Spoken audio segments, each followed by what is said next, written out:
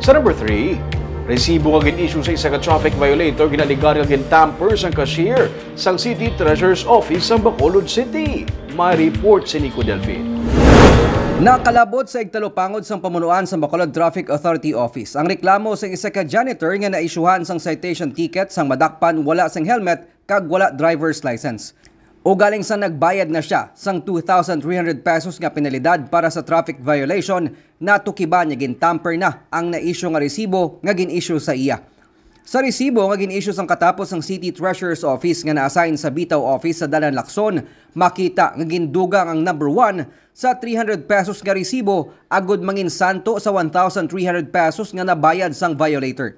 Pero napatod sang City Treasurer's Office nga 300 pesos lang ang nagsulod nga collection fee sang syudad sa baylo sang 1,300 pesos nga multa para sa hindi pagsuksok sang helmet kag wala sang driver's license.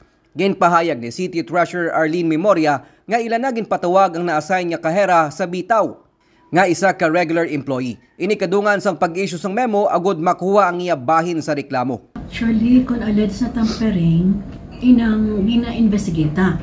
And then, inang kahapon, daw may nakita mo ko na ang resibo, wala sir. So, inang may ginimo naman tang mga measures, nagpadala na ta memo to explain kung ano ini siyang natabo. Wala anay giningadlan ng kahera, samtang nagapadayon ng pagpangusisa sang Treasurer's Office sa ginaligar kaso sang tampering. Ginapausisa karon sang Bitaw ang pila pa ka mga issued receipts halin sa satellite office sang City Treasurer's Office.